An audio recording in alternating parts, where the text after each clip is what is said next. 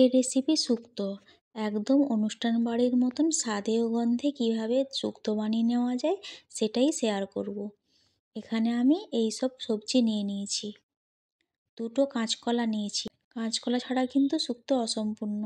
কাঁচকলার খোসাটাকে ছাড়িয়ে নেব। লম্বা লম্বা করে কেটে আমি হলুদ জলে কিছুক্ষণ রেখে ধুয়ে তুলে নেব। কাঁচকলা কেটে সবসময় হলুদ জলেই রাখতে হয়, তা না হলে কালো হয়ে যায়। 3টে মিডিয়াম সাইজের আলু খোসা ছাড়িয়ে লম্বা লম্বা করে কেটে ধুয়ে তুলে নেব।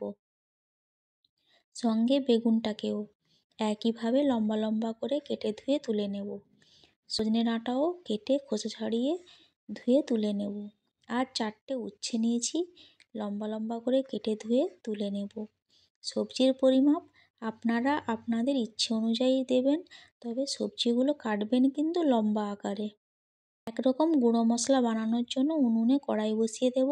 কড়াই গরম হলে দিয়ে দেব 1 চামচ 5 ফোড়ন, হাফ চামচ জিরে আর 2টো শুকনো লঙ্কা। এবার নেড়ে চেড়ে ভেজে নেব। ভাজা হয়ে গেলে গুঁড়ো করে নেব।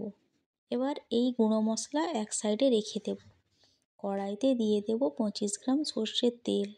তেল গরম হলে দিয়ে দেব 1 মুঠো বড়ি। এই বড়ি কিন্তু আমার মায়ের হাতে বানানো। বড়ি লালচে করে ভেজে তুলে নেব। একই তেলে দিয়ে দেব কেটে রাখা আলু আর পরিমাণ মতন লবণ। এবার লালচে করে ভেজে তুলে নেব।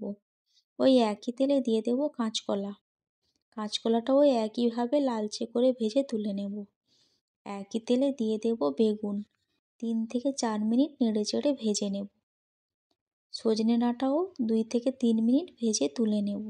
উচ্ছেটাও তেলের মধ্যে দিয়ে নেড়ে চেড়ে লালচে করে ভেজে তুলে নেব। এক এক করে আমার সব সবজি ভাজা হয়ে গেছে। 25 গ্রাম সর্ষের তেল মিডিয়াম আঁচে রান্না করে নেব।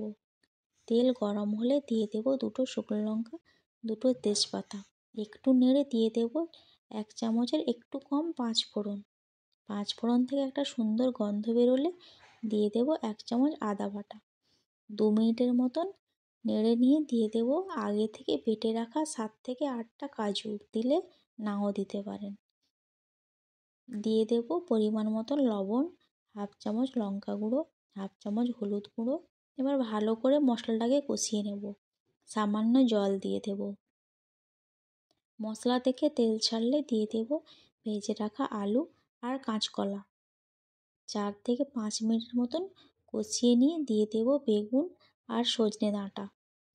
2 মিনিটের মতন কষিয়ে দিয়ে দেব নারকেলের দুধ আর 1 বাটি জল। আপনারা চাইলে কিন্তু পুরো গ্রেভিটা দুধ দিয়ে করে নিতে পারেন। ঢাকা দিয়ে দেব। এবার 5 মিনিট পর ঢাকা খুলে দেব। আলু আর কলা সেদ্ধ হয়ে গেছে। এবার দিয়ে দেব উচ্ছে আর বড়ি। 2 থেকে 3 মিনিট ফুটিয়ে দিয়ে দেব আগে থেকে গুঁড়ো করে রাখা ভাজা মশলা, যেটা প্রথমে বানিয়েছিলাম। 1 মিনিটের মতন ফুটিয়ে নামিয়ে নেব। তৈরি হয়ে গেল শুক্তো। খেতে কিন্তু দুর্দান্ত লাগে।